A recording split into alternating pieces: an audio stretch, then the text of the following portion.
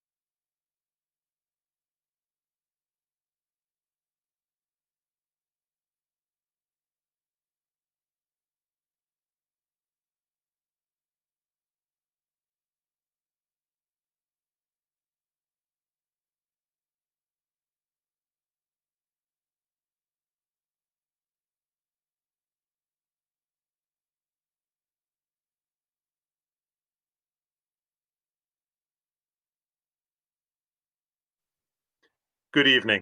I'm Alan Price, Director of the John F. Kennedy Presidential Library and Museum. On behalf of all my library and foundation colleagues, I'm delighted to welcome all of you who are watching tonight's program online. Thank you for joining us this evening. I would also like to acknowledge the generous support from our underwriters for the Kennedy Library Forums, lead sponsors Bank of America and the Lowell Institute, and our media sponsors, the Boston Globe and WBUR.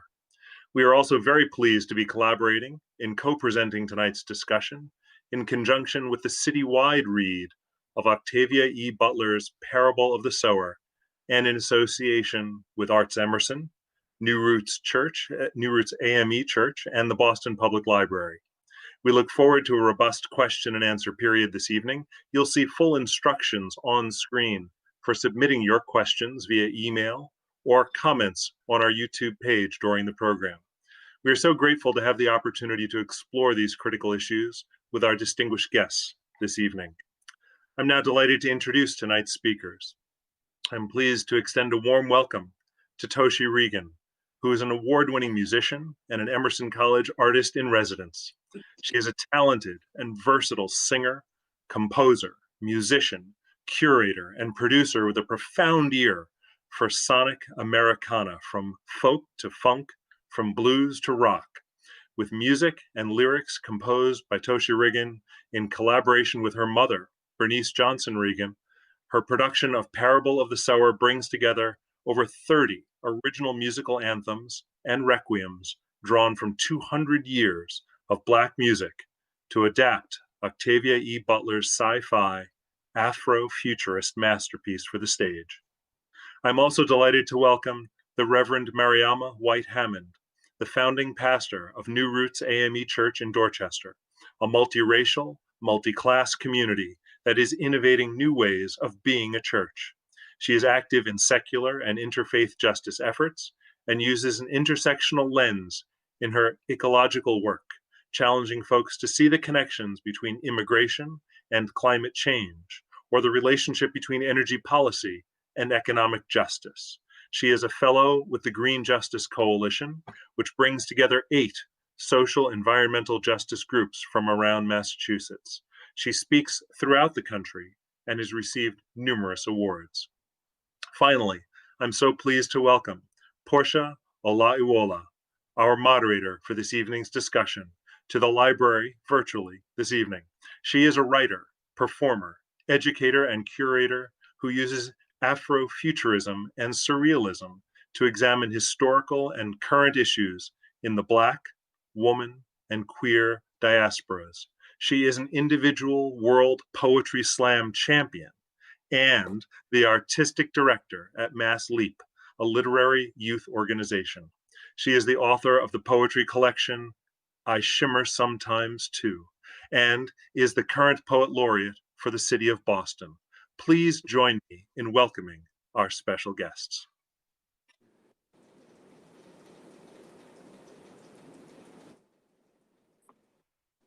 Hi, good evening, everyone. I'm so excited to be here. Thank you, Alan, so much for that introduction. That was lovely. I know we are virtual, but I feel so warm already. So excited to be here with Toshi and the Reverend Mariama, talking about these things, talking about these issues, and we're just going to get into it. I'm going to ask a couple of questions for the first hour, and then I'm going to turn it over to viewers, audience members. So please get your questions ready. I thought it would be great to start off with kind of a check-in question based off Octavia E. Butler's Parable of the Sower. For those who have not read Parable of the Sower or who do not know much about Octavia E. Butler, Butler is a sci-fi writer. She is the winner of multiple awards, the Nebula, as well as the Hugo Science Fiction Awards, and she's the only science fiction writer to get a MacArthur Genius Grant, right? So she is, I like to say, the fairy godmother of Afrofuturism. But she wrote Parable of the Sower, which follows a young protagonist through a journey of survival in a futuristic, dystopic America. And in the novel, the protagonist has these grab and go packs, right? Whenever things are about to go down, about to go off, when things feel like you need to leave your home immediately, she's Lauren Olamina is urging for folks to have a grab and go pack. So my check-in question for both Toshi and Reverend Mariama is, what is in your grab and go pack? What 5 items, if you need to right now, leave, close this laptop and bounce, what is it that you have in your pack? So whoever wants to go first, please. Okay, I'll go first. 5 is really hard, you know, because I have one and it's got a lot of stuff in it. But I guess I would say that you know, water and something that will help me be able to drink water, like so the like pill things or just something that will do that. But I have water and then some kind of currency. I don't know what would be currency at whatever time, but some kind of currency. It could be cash. It could be, you know, I think about all the time how there's not like all this digital currency in the book. There's like cash and then a couple of things. So I would have something that I probably one thing that could keep me warm and that I could actually sleep on. Just like something that is just very adaptive to this thing would have to do rain, would have to do warmth. Maybe it has a layer, maybe it has a shell, maybe, you know, it need to be some puffiness in it. And then food, like really food that lasts a long time. So it would be like bars or jerky or, you know, and I'm stuck between, if I have one more, some kind of device so I could hear news, like probably one of those wind up transistor things that's also a light and also a this and also a that and also a that, you know, but also at the same time, I'm like, I need to be able to make fire. And so, you know, that's why my thing is, I'm like, so, and then the other thing, I just is like something to write, you know. So I'm like in seven basic things other than 5, but that's it. So I think we have some similar things. This is my favorite water bottle. I never go. I don't leave home without it. So of course it would have to come with me. And I have, Toshi, a hand crank radio with a flashlight on it. And so, you know, and it's supposed to have a solar charger, but let me tell you, I've tried to use it. You need a hand crank. The solar charger is not, it's not legit. And of course, you know, the journal and pen, I think that, you know, I think a lot about Lauren Olamina, and one of the things is like recording what you learn in the journey, tips that people give you, moments when you just want to record. I think some of what challenges us so often is that we forget the lessons that we learned. And so I think, you know, that journal and pen is really more essential than we might think. And since we're, you know, not exactly sticking to it, because you're right, when you really buy a Go Pack, you try to figure out how you can get as much as possible in it. And so I thought I would, if I had to bring a book to read, I thought about Octavia's Brood, because it's a great book of short stories by our good friend, edited by our friend Adrienne Marie Brown. And when she first came out with it, I convened a group of women, multi-generational group of women on my back porch, and we read this, and it just each of the stories really gives you something to think about. What is beauty? What is memory? You know, there's a story in here from Detroit. My husband is a Detroiter, about the Detroit River. And, you know, so I just think that in the midst of everything we have to do to survive, we also have to keep our spirits up. And so I think of that as a great way for us to share in some entertaining, but also thought-provoking stories. So. Word, absolutely. Thank you all both for answering that. You're making me think that it's time for me to, get my own grab and go pack or think about navigating that system. I'm gonna switch gears just a little bit, or connect gears, if you will. But thinking about, you talked, Reverend Mariama, about writing things down and having this book, and the protagonist Olamina writes down her own belief system. So I'm just thinking about while we're here, climate change, and specifically right now, what belief systems are shaping our climate? What belief systems right now? Yeah. And then we'll transform that later on. But sorry, go ahead. Yeah, I don't know. I mean, so I am a Christian, and I think, as was mentioned in my bio, our church, our tagline is reimagining what church can be. And we are really trying to rethink, because what we do recognize that there's a lot of things, a lot of theological interpretations within Christianity that have a lot to do with the mess that we're in right now. I think this whole notion that humans are entitled to dominate the earth, for me, is a misreading of what Genesis says. For me, when I look at it, it says that over 6 days, God created everything, and we were like the last few hours on the 6th day. And God said all of the things were good. It didn't say like all of these things were so not worthy of saving, but you're like the bomb and just do whatever you want. It does not say that. It says, in fact, what it says is God calls us to be with the earth as God is with us.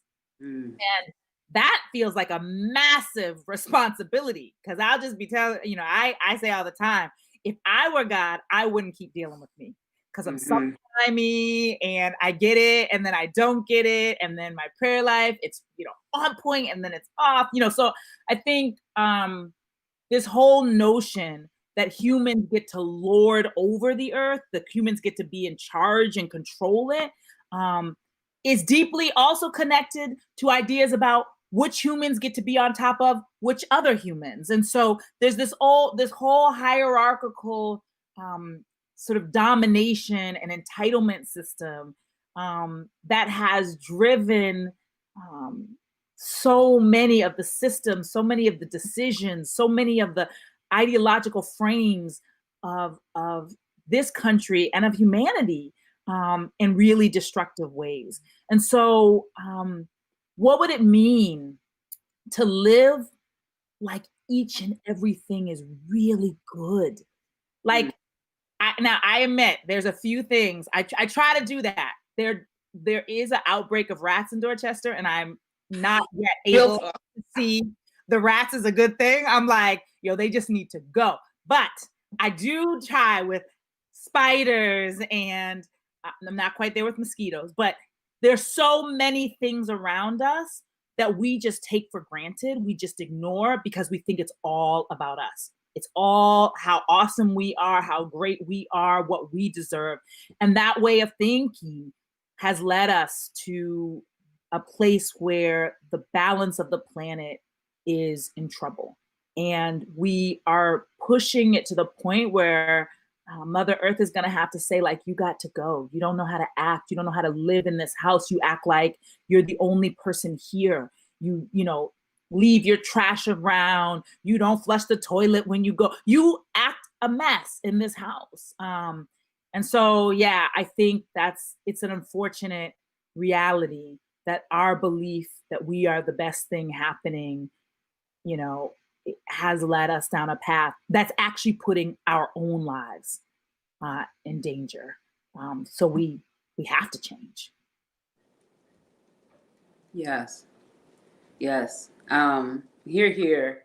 I think, my belief systems, there's a multitude of them, and they're based in, the teachings that come through my family line. And they're based in the activism of several movements that humans have done to try to create balance on the planet. And I think the biggest teacher right now is just to see the imbalance, because everything is connected. You can't separate anything from anything else.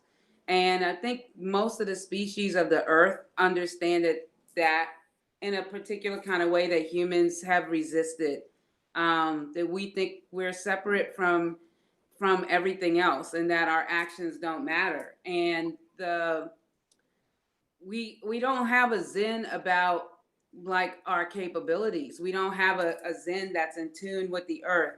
So even though you can create all of these things, there's not a question of like, well, how will it affect the planet, and how will it affect other living and breathing entities on the earth. And so it's, as long as it is something that will make money, as long as it is something that will allow, I think, a very few people to have control, it's a go.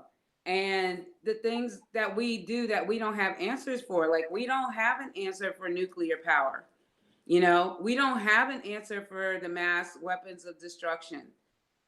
We don't have an answer for Bluetooth. Like we don't have an answer for so many of the things that we create, and we create them for reasons that like, how many shortcuts do you need between your currency and something that you might want to buy? And it's like the multitude of the technology is based on triggering something that people think they need to get to faster. It's not even things that they don't get to, it's that they need to get to faster. It's triggering a need, and then it's bypassing the underneath. And the underneath is like, but do people have food? Do people have access to water? Is the water being protected and open? Like, do people have jobs? Are we going to do so much technology that humans don't have anything to do? Even though we know humans really need something to do.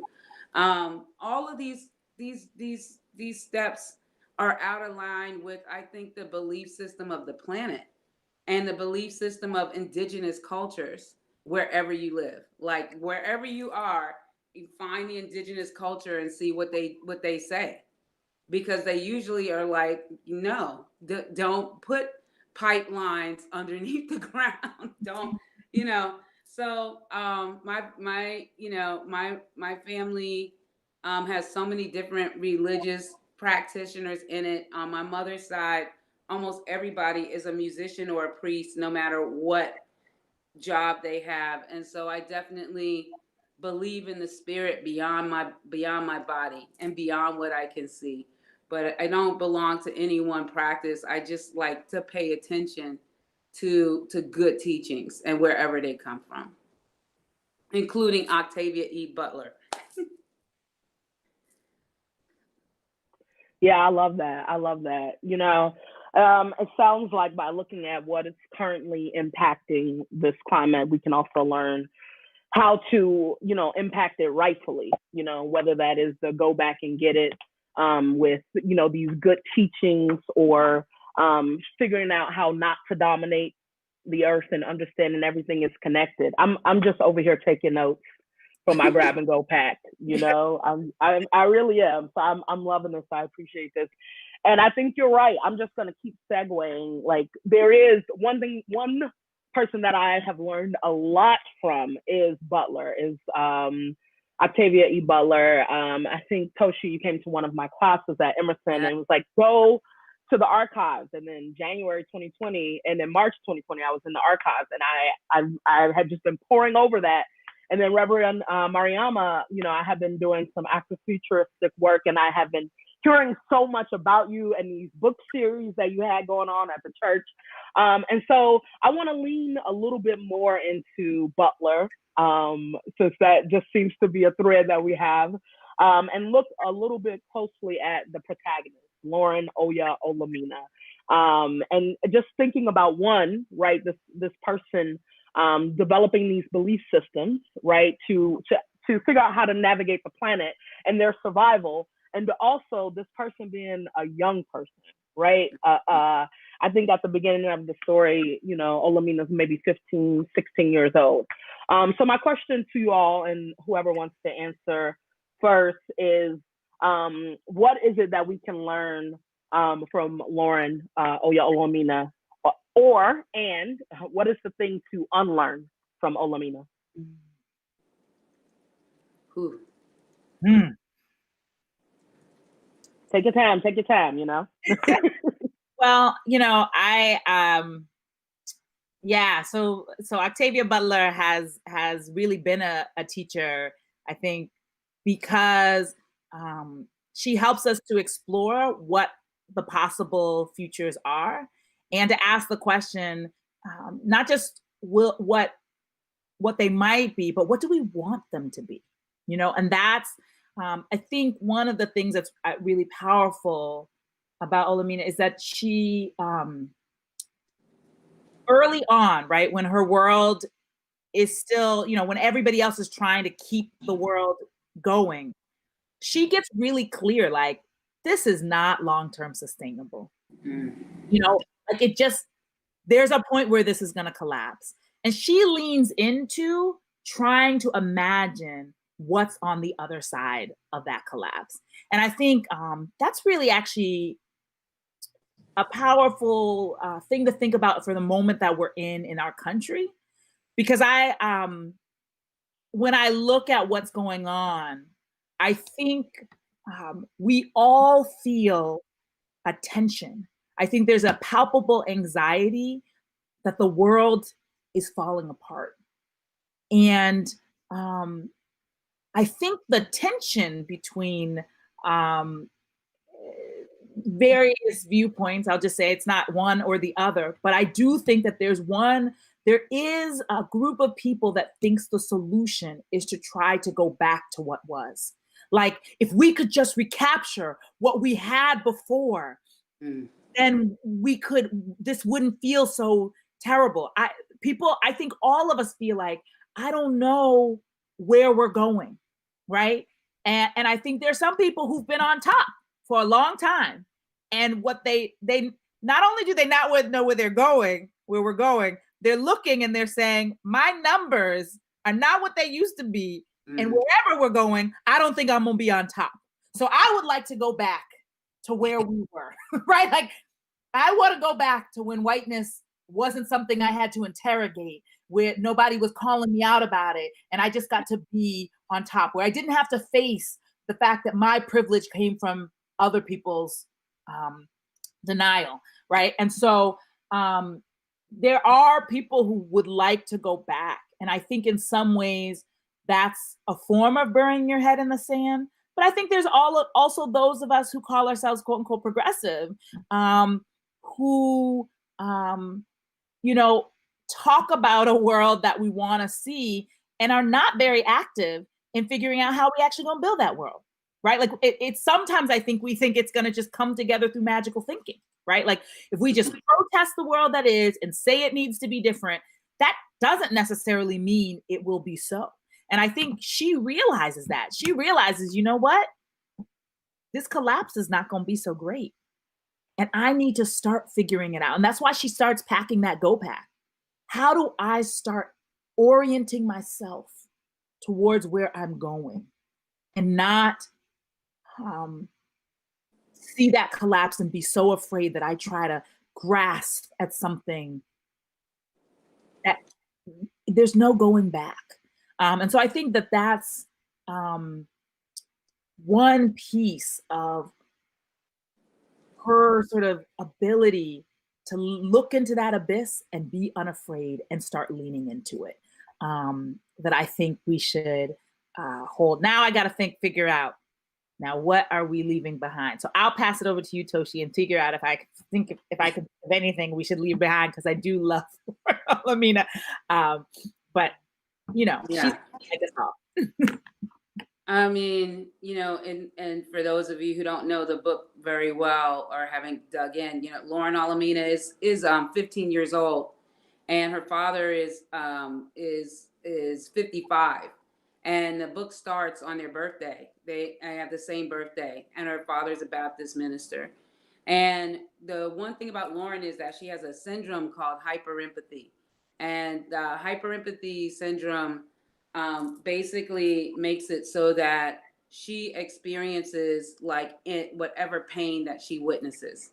And if, you know, so if somebody bumps their head and she sees it, she's gonna feel like she bumped their head. If somebody gets cut, then she will feel that she got cut. The same thing works for pleasure, but she lives in a time where there's not that much pleasurable things going on. But it needs to be like physical pleasure, like people making love or something like that. So while she is as Reverend Mariama says, is like while she's doing all of these amazing things, she has to have a consciousness of she lives with a sensory device that can let her experience death. And so like her management, her self-sustaining management is built on lots and lots of practice. Like she actually finds maps. She reads everything. She's like a kid that, you know, finished high school. She was done with high school and taking college courses. She's that kid that can help out. She teaches little kids. She does grown people stuff, you know, and she learns as much as she can learn from anything. And she finds the old books about plants and she finds the whole things. Um, and this isn't to say like, you know, your world is her world, but what it is to say is while you are in your world, that I think Octavia very intentionally put a character in a book that would feel things on a very, very real level to open up the idea around fear. If you know you can experience death, do you make sure like you never see anybody die? You know, and for Lauren, she was pretty sure she would experience people dying, and so she wanted to test. So she went out and she, like, you know, shot a bird and experienced death, and then she something bigger and experienced death. And then by the time she was looking at, you know, people dying, she had created a system in her body to not, she can't get rid of it, but she could experience it in a way that she could tell herself, we're going to die and we're going to come back. So I feel like the thing and there's so many things I learned, but one of the things is her systems of knowledge is that she just felt like she took everything she believed very seriously, and it didn't cost her anything to be deep about it. And it didn't cost her anything to write it down and keep a journal. It didn't cost her anything to ask questions of elders. It didn't cost her anything to learn how to cook, you know, the favorite foods of her family. It didn't cost her anything to learn what the trees were around her. It didn't cost her anything to study maps. It didn't cost her anything to test the capacity of her body. You know, and even though she was developing a belief system, she knew the Bible. Like, so she in a pinch, she could lead a sermon. Like, so that practice that doesn't cancel out the reality of your time, and it doesn't cancel out like that you might be afraid. But what it does is it's almost gives you so much of a boost of possibilities. And especially when it's fear, when you know, a lot of us get frozen around fear or avoiding fear, and she jumped right into it. She's like, well, let me touch it, let me see what this fear is and how I can react to it. And I think we need more of that. I try to do that more, and it is challenging to face like what you're afraid of, you know. But I try to get into a practice because I see that it benefits you in those moments. And again, they don't even have to be catastrophic moments. It's like in the moments of surprise, when you are more grounded, you are able to think your way through those surprises.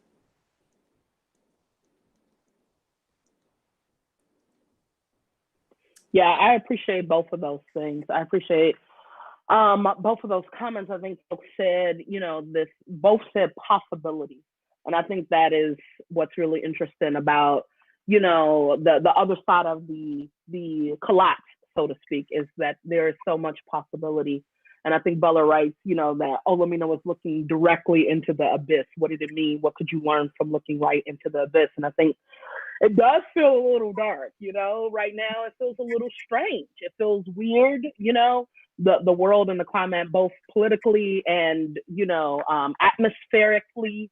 It all feels a little strange. And I wonder what it is that we need to look directly at in order to, suit up and change. Follow-up question, if that's cool, if that's okay.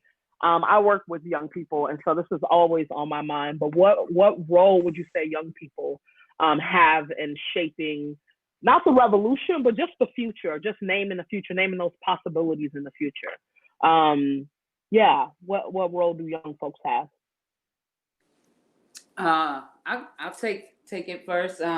Young people are everything to me. I feel like, revolutions, they usually, young people jump out in the front line real fast, and start to shape the temperature of, how we gonna do and how we gonna be.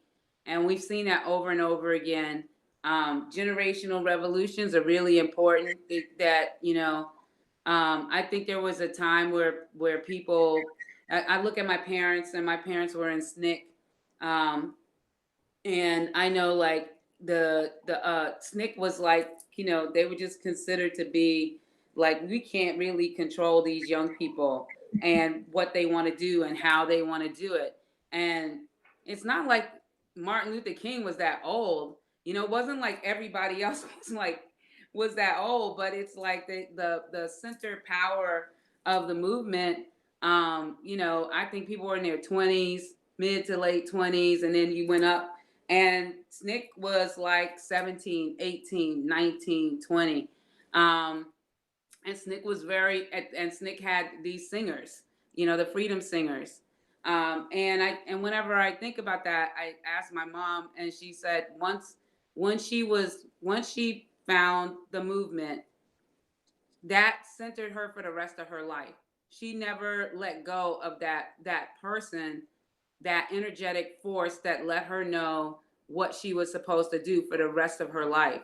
So that always says to me, not only is it important for young people to lead, but it's important to really understand that more than a young person is leading. That's a whole human being that's starting young in their leadership, that has the potential to kind of become an ancient one, like very wise and very good in their craft, like by the time they're 30 or 40 years old. And that is really important. I also think young people really know what's important. Where, there's so many things, but they know what's important. They know what we should focus on. I really want to uplift, the young people's revolution around Black trans lives, that, has had to focus all of our amazing revolutions and make us really, really, especially on Black trans women, say, no, this is one of our lines. Like, this is one of all of our lines. And if we can't get with this line, like, we're going to be missing something. So, I'm here for the young folk, and learn all the time from them. Yeah, so I also, my activism began as a young person, and then my first real job was as a director of a youth program, where I was sometimes only a little bit older than the young people that I was working with. I think young people do have I think always a responsibility to speak out, to be a moral conscience, to name those things. I mean, I think even in human development, there's a way in which, as young people transition from being children to being adults, they see these contradictions between what we say and what we're actually doing. And they see it clearly. The rest, over time, you get used to those things, and you start acclimating to the justifications. It doesn't mean that they're any truer, but it means that you get worn down. And I think it is an important role of young people to just to call it out, to name it, to speak it. I also think that young people are really called to innovate, to, I think the fear of failure is a human struggle. And I think sometimes over your life, as you fail more and more, because that's just a part of life, you get more afraid to launch out. And I think that there is a courage that many times young people can have, that they can jump out. And I say many times because I've also had the lived experience of working with young people who've had their spirits crushed like way too. I've seen educational institutions make people unable to see their God-given gifts because they're told you don't fit this mold, you don't look right, you don't talk right, you don't do this or that. And that is, and I say that because first adults do that. And the worst is when we see our children replicating that behavior in just awful and terrible ways. And so, I do think young people are their role is to be courageous and to innovate, but they can't do that if we crush their spirits. And I think if they are going to try something new, it's best if they can also build on the lessons that their elders have already learned. And so I think there's that means that we who are not young, I know in some circles they still consider me young. I'm 41. Like, I just feel like that's over, right? I'm at least halfway through. I'm not young anymore, but I know in some circles they still would like to call me that. I feel like it's the role of those of us who have tried to share with those who are leaning in this moment. And I say this because I love young people. I'm really excited about what young people have done in the climate movement. And I am really cognizant that generational tension in the way we see it is really part of hierarchical problematic systems. And that when you look at indigenous systems, there is much more intergenerational connection. There are rites of passage where one generation is passing on to another, but also saying, like, you got to try this for yourself. You got to go out there and experience this. And I think I am excited about young people, and a charge to those of us who are no longer young that we should celebrate young people, but we also need to ask some questions about things we should be doing and are not doing. Like, I just see a lot of us going, so glad that young people are out there. Yes. Climate change, that's great, but the deep solutions, in my opinion, come from systems that are much more intergenerational. And that means healing some really tough tensions. It means, one of the things I lean into a lot within the Black church, and I'm in the in-between group, really pushing a lot of the older folks to say, you cannot ignore the conversation around queerness. Like, you can't. It is your inability to have that conversation is creating a rift that is not healthy for us and will hold us back from moving forward as we need to. We need to have this tough conversation. And so, I affirm the power of young people, but it does not abdicate that elders also need to get it together and behave differently so that we can unite the energy and the wisdom, the courage and the perspective, like all of these things. We need all of them to mobilize to where we're called to. And I'm concerned that a few too many of us, maybe even sometimes me included, are okay with the generation are, when I think those are a product of the problematic system we have, and we need to innovate into a new way of being with each other. Or quite frankly, in this instance, maybe we need to reach back to some things that we've forgotten or lost, in how all of us across the age spectrum have a role to play in the work that we're called to. Mm. Yes. Yes, I almost heard a little sermon start to come up in there. I was like, all right now. I know, we just needed an organ. So then I could, so where's my That's great. tambourine? It's that Tuesday night Bible study up in here. That's right. No, but thank y'all both for answering that and, calling us to meditate on our role in working with young people who literally are, being inherited this earth, this future. I'm going to switch gears a little bit. And I'm just thinking about the present, the current climate of the country, both in its politics, its protests, but more specifically, the pandemic is what I'm thinking about. Coronavirus, right, has been this new norm that we've all been surviving in different aspects of survival. But my question is, what does the coronavirus pandemic reveal about how we have treated each other, how we treat each other, and how we've treated this planet? And I don't know if those things are connected. They feel connected for me, but I don't know if anybody wants to start. Reverend Mariama, how you feel about that? Yeah. So I think that there's a number of levels. The first is that I think the pandemic it offered us an opportunity to have a shared experience that could have led to a much deeper conversation. And I have seen that happen in some places and spaces. I have seen people be able to see each other more clearly because of our shared vulnerability. It has brought to the forefront things that are not new, that Black bodies, that brown bodies always suffer, more than others because of the many compounding inequities we face.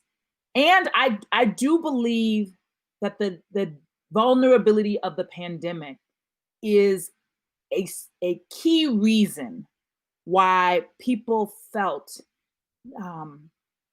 the experience of George Floyd in a different way.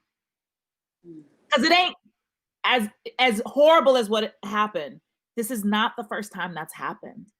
I think it's the first time that it's happened when we as a nation and quite frankly as a world were feeling our deep vulnerability. When he said I can't breathe, all of us had imagined what it would be like to be on a ventilator, literally unable to breathe. Some of us had to watch our family members through windows because we weren't allowed to be in there, watching their lives, their breaths fade away. And so I think there is something about the pandemic that has exposed us to a deep vulnerability, and that has opened a space.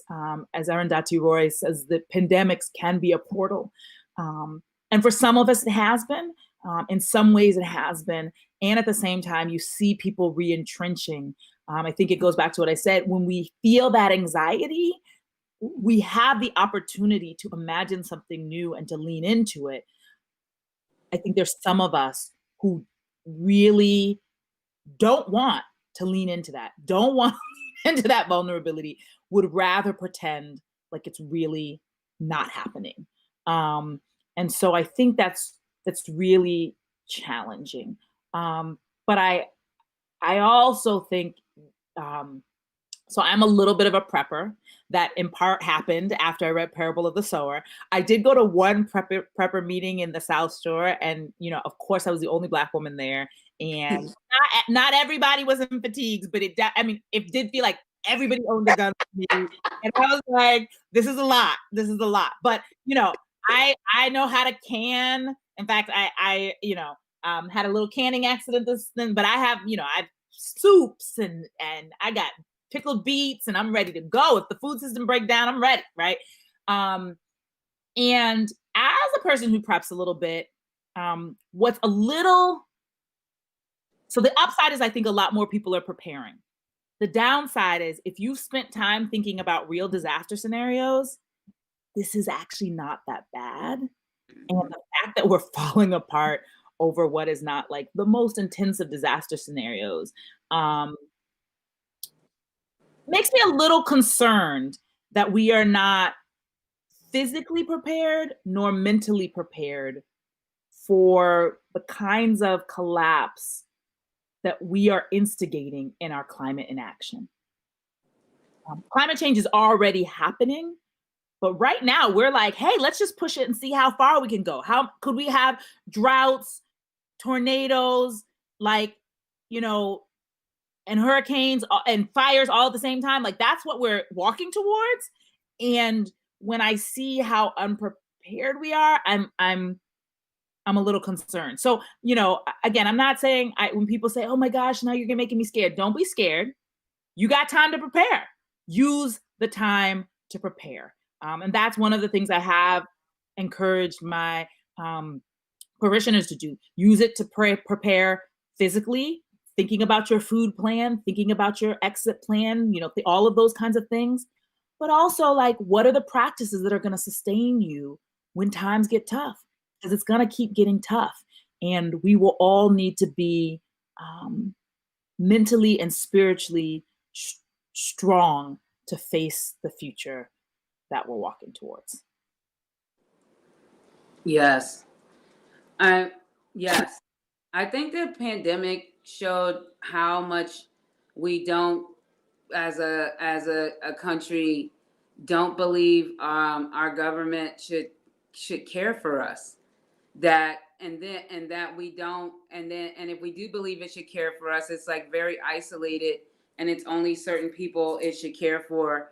And I think it also showed that no matter what level you are economically, there's such a thing about there's a hierarchical relationship to humans. So as somebody who has a lot of wealth deserves a lot of opportunity, and someone who doesn't, you know, all of the pain has to prove itself. It's not bad. It can't ever just be that it's a terrible story that somebody got hurt. It's everybody wants to prove, well, somebody got hurt, somebody got violated. He was home from college. He was in the army. She got all these kids. Like, she went to church. Like, we don't have a basic, that hundreds of years of our foundation, that hundreds of years of enslavement of people, and then segregation, and then the Ku Klux Klan, and then the this, then that. All of it is a part of our government structure. And I don't know that people want to fight for, believe we deserve better. And I mean, like, all people, I know people, there's lots of people fighting, so don't get me wrong. But the fact that it's so easy to politicize health care, you know, it's like a foreign idea. You go to other countries and everybody has health care, and here we're like, no, you know, like, let's make it really hard.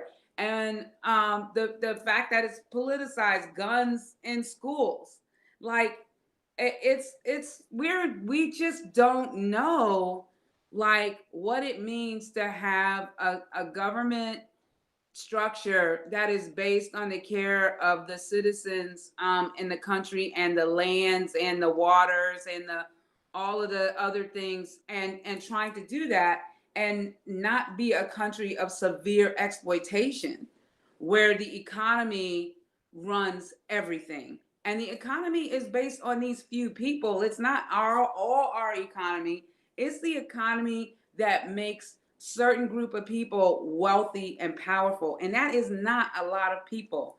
And what the pandemic showed is to me, it showed a lot of things. One, we can stop, and we can stop peacefully. We can all stop. Like, and if you told me I would ever hear New York City silent by like 7 p.m. with no cars, I would be like, did a nuclear bomb fall? But it was the most beautiful thing. Like, we stopped.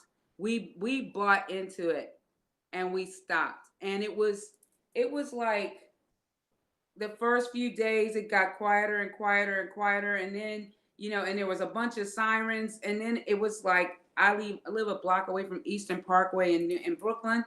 was nothing. I didn't hear a car on my street for days. I heard all of the nature. I mean, as I could hear birds from so far away. It was incredible. And it smelled so good. And so I just was like, shouldn't we just stop once a week, every month? Like, what did we learn from this? And the other thing is, as messed up as our healthcare system is, there are like so many hardworking people that I don't even understand why they keep working, because the government has literally thrown them under the bus. So to me, the whole thing is about care. The whole thing is about, like, look what we can do if we agree to do it. And the fallback is America's foundation, which is lying to itself and making statements of facts around humans and land, so that a small group of people can have power. And then a mass of people follow under it. And I think the pandemic showed me that there is no worse thing that we will ever collaborate on. People who feel like they deserve care, they deserve love, people who are aligned, trying to be aligned with the planet, people who don't choose violence first, people who are not, packing their houses with guns and ammunition, people like that are like, we trying to live a life. And the other people are like, over my alive body will you do that, because I will take everybody out before it's possible. And that is it. Like, I was like, oh, the pandemic wasn't scary enough. And tonight I heard this report of a nurse in South Dakota, and she said she has patients. You saw that? She has patients who have COVID and they are dying, and they refuse to accept that they got the virus. They are like, no, I have, I have lung cancer, or I have this other thing. So the fact that it's become something other than what it is makes it very hard to deal with. And I think our government really has to invest in the under, because at the top of just saying wear a mask, take care of each other, there are people who don't care. They refuse to believe it. And to me, it's the same kind of psychotic thinking that governed over my ancestors, which was horrific. And so the pandemic is showing us a window into a system of brutality that's hung around this country since it started. And there can't be no coming together until we all face that system and say there's no room for it. So the leadership that we put into place needs to be leadership that really thinks about people differently from like what we just experienced for 4 years, but also the vicious movement that it has ignited. That is a violent-based movement, a white supremacist, violent-based movement. And so now we can stop saying like, well, if aliens come to the, if it's a war with aliens, we gonna come together. No, we not. We not coming together, because we can't deal with ourselves. Absolutely can't deal with ourselves. I think there's even a movie, it's escaping me, where aliens do come and the government gives up black people. They give the black people up, of course. No. So, okay, so I have one more question. I actually have tons of questions, but I do want to get to some of the questions from audience members. So this will be my last one, unless I have time, I'll sneak one in. But clearly the government has failed us, right? Whether it be universal health care, whether it be this current election and the denial of democracy, whether it be perpetual and from history, but there is this notion that even specifically right now, other countries have had 2-week, 4-week, 6-week lockdown, and we don't have that kind of national law as it comes to protecting folks around this coronavirus. So we cannot depend on the government right now. What is the role of family? What is the role of community members? And then we'll transition after that. So I don't know who wants to take that first. Okay, go ahead. Because I know what the Reverend is going to get down on this question. But I would just say our relationships are everything. Like, they're the number one thing. Our relationships with this is the most bright, shiny light ever, is your relationships. This is going to be won by relationships. This is going to be evolution through relationships. This is going to be transformed through relationships. Education is going to come through our relationships. Like, if you are feeling down and depressed and like, oh my God, everything's over. No, it's not. Get you like a relationship. And it can be one other person, or it can be a beautiful church, or it can be sitting, at the feet of a poet. It can be what it can be. But through our relationships, we actually can create the systems that we need. We can create the communication we need. We can create intimacy in our neighborhoods, which I think is really important. When things fall apart and people get scared, it may not be something from over there coming. It's about, how does your neighborhood function in the face of like some fear? Do people know each other? Do people have a plan? Have people had conversations? And I'm like, I want to hold on to my place. So people are like, when you gonna go somewhere? I'm like, I'm not walking. That's not what I do. Like, I've had, 12 operations on my hips. So I'm not gonna be a walking person trying to leave, Brooklyn, New York. I'm gonna be staying in Brooklyn, New York. So the relationships are the things. They're just everything. And I'm so grateful for the way that people are cultivating relationships right now. Like, we have so many medicine people. We have so many legal practitioners. We have so many grassroots politicians. We have so much spirit guide. We have so many people conscious around food justice. I don't want to forget, like, the theaters. There's a reason why I'm here, because there's an institution called Arts Emerson that really is like, this creative energy can affect the community, which can therefore affect relationships. So to me, it's everything. Absolutely everything. Yeah, so I told she went first because she knew she was going to basically steal my answer, right? Like, No, I when I look at my life, like, I am where I am because of the web of relationships that were around me. And what breaks my heart is the fact that so many of us feel isolated and feel alone and feel like we don't even have 5 other people we could call and rely on. And so I think for all of the work I do a lot of policy work around the Green New Deal and solar, low-income solar, and police reform, and all of that is important. Like, I believe in that. But when the world falls apart, like, I need to know who my peoples are. And when you feel like you're losing, the days that I've lost young people too early, young people who mattered to me and meant a lot to me, like, none of those policies could stand in the gap with me when my heart was broken. And so I think that, the importance of relationships, it just can't be overemphasized.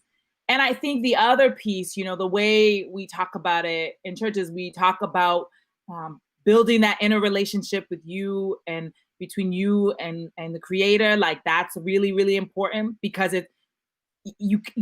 nobody can take that away from you. Like, you could be locked in a cabinet in a jail and you can still, have that. But the importance of knowing that you can hold somebody's hand, that people have your back, gives you a courage. I just don't think it's hard for most of us to access that kind of courage unless we know somebody's cheering us on. And I think as we talk about this work of reimagining and innovating, we have to do it in community. If we want to create new systems, they can't just live in your head. you need a group of people that say, we're going to try that out together. Like we have small groups in our church, like they meet and they start in December. And one of them is called resource redistribution and community care.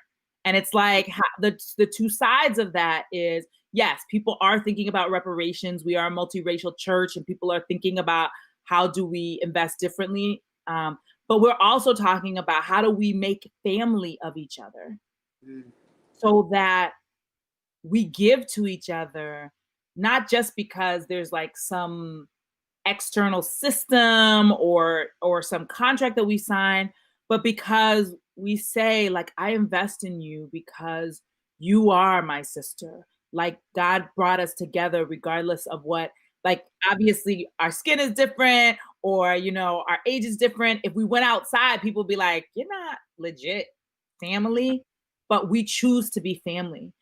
We believe that we belong to each other. And so how do we create systems of belonging to each other? And out of that, create whole new ways of being that are not about me dominating you, that are not about what I got and what you don't got, and how can I get you to give me your labor for the cheapest amount? How do we create completely new ways of sharing? Because I think it's important to note really quickly, money only is powerful because we all believe in it. Money and currency itself is a collective decision. If an alien came from like the stars, they'd be like, it's a green piece of paper. They might wipe themselves with it. Like they wouldn't know it was anything, right? We all collectively agree to believe in that. We all collectively agree to believe in some other things that would do us so much better and create so many new possibilities. And I think those decisions to believe in something different are most powerful when they start with people who really love each other.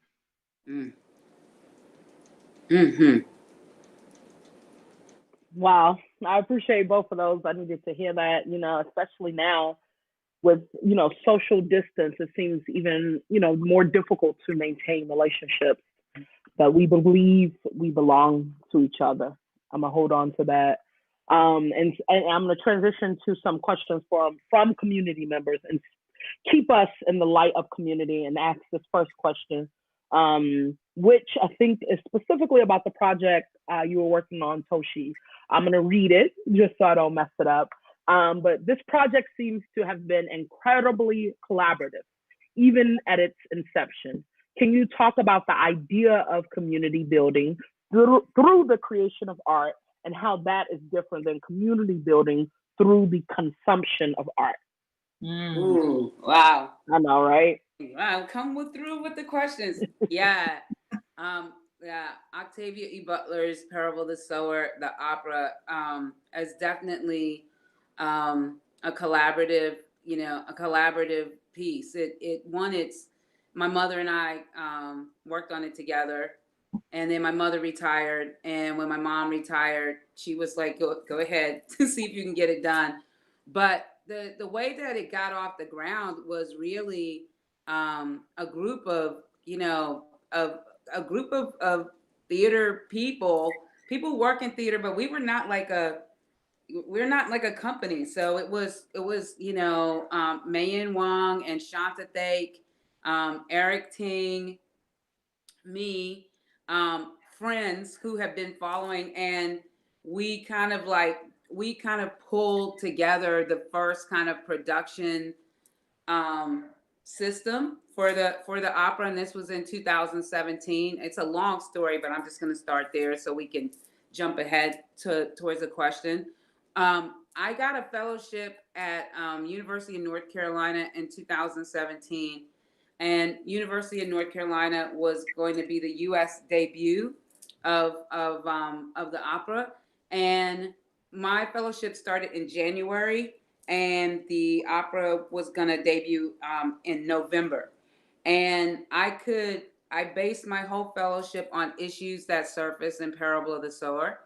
And my fellowship was supposed to be a collaboration with faculty and then community that faculty has been wanting to work with at the University of North Carolina.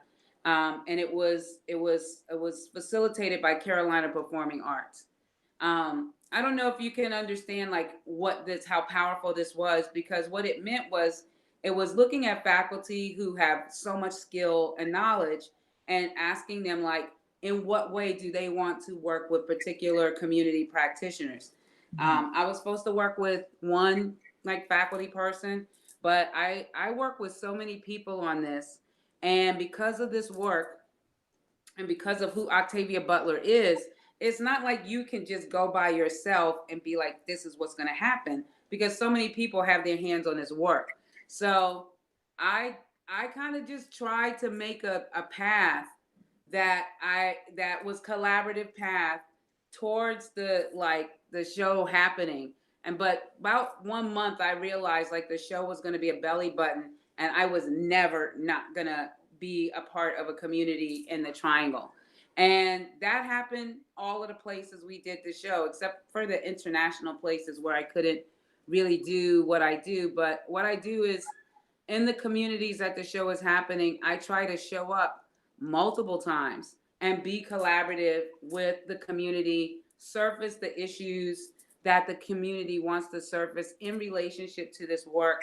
I work with artists, I work with teachers, educators, tech heads, like whatever, anybody like who wants to, and then let them, because they're already in their community, already doing what they do. I'm not telling people what to do. I'm just helping to create in this path. And if I have residency and I have financial support, it's even better.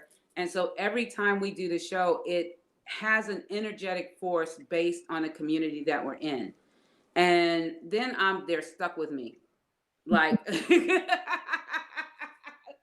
stuck with me because I'm like, well, what else can we do together down here or over there or whatever? So it truly is. And Boston, I have like a website, Parable Path Boston. And the Boston Parable Path is really incredible and very collaborative. And this is an example, this very like conversation is an example. The book read is an example of how we interact with what already fabulously exists in communities. And then practitioners from all of the other cities usually come together and create things. And some of that is even happening virtually here. So you are absolutely right. And then the difference is that the art is serving the community. There's everyone who presents Parable commits to having accessible ticket prices, so that the community is really represented in the theaters. And people often come to a Parable show and say they've never seen an audience like that in the theater. I don't know that would be true for Boston, because Arts Emerson just does such a good job. But in many places, there are always free tickets. There are always like people have done incredibly innovative things. So we try to get everybody in the room that wants to be there. And we see it as serving the community. So that's what we do. Thank you for that. I like that. I think we're touching on a lot of things as far as relationships, right? Relationships with our government and those, traditional systems, relationship with family members, community members, relationships through art. Someone from the audience is asking, how about our relationship with the earth, with all of creation? Our beloved earth is hurting right now. So I guess the question is around, what do we do to foster the relationship with the planet Earth? What do we need to be doing? I know Reverend Mariam, you talked a little bit about that Green New Deal, but maybe, that's the relationship that we should be in, or shouldn't be in. So I think it's a multi-pronged question. It's dysfunction on so many levels. We need to restore it on so many levels. I mean, and some of it is first shifting our orientation, our thinking, really embracing a way of thinking that sees ourselves in relationship with the earth.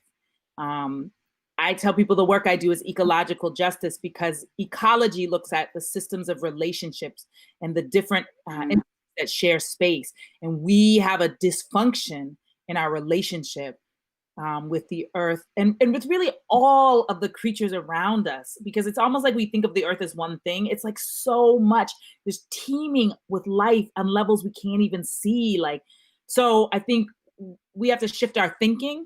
And part of that also is, you know, Brian Stevenson talks a lot about proximity. And I believe that's true also in our relationship with nature. We have to get out there and be in. Take the time to sit under a tree and be thankful for the shade that it gives. Take the time to climb a mountain and be like, wow, this is amazing, you know? And so I think, and sometimes, you know, you don't have time to get away that far, but like, we're in Boston. I often go running at Carson Beach, and just like, even in the morning, if you wake up just early enough to see the sunrise and just to be like, wow, you know? And so I think that we can't neglect the real work of being in relationship. I am a gardener. I'm also a farmer. Portia, you know, Dara and I are part of the farm in New Hampshire together. Our own little acorn we're trying to build up there. Growing means so much to me. In a year where I had 5 of my young people shot over a 10-month period, that is the year I got seriously into growing. And I didn't make the connection till a few years later, like, plants were like bringing life into my day when there was death all around me. And so I just think we also have to be proximate. And then I think we have to ask, what are the personal shifts I need to make in my relationship with nature? How do I have a deeper level of gratitude for water? Think about how not wasting it. All of those things that we can change in terms of our personal habits. And then I think that last level is, what are our structural policies that are doing harm to the other life on this planet? And so, you know, I am involved with the Green New Deal, and you know, our way of thinking is that we cannot shift climate policy unless we radically transform our economy, because our economy is our usual excuse for why we can't do better. And so we need to choose policies that create an economy that doesn't find ourselves in opposition with our planet, and that allows people to sustain themselves in non-harmful ways. We can have people sustain themselves where they honor the power of the sun, as opposed to, you know, drilling into the earth to pull up, you know, fossil fuels, which are just like long ago dead plants, long ago dead animals that like have turned into oil. We have to shift our whole way of being so that we don't choose ourselves over the earth, but we can make a choice to walk together in the kind of sustainable, harmonious relationship that we could have. And now is the time to start building it, because like, if we don't, she's about to be like, deuces, y'all can't stay here. Yeah. Yeah, I appreciate that. I mean, I think going back to that first question about, you know, what has this pandemic provided, you know, it's been my partner's birthday and we can't really go anywhere but be outside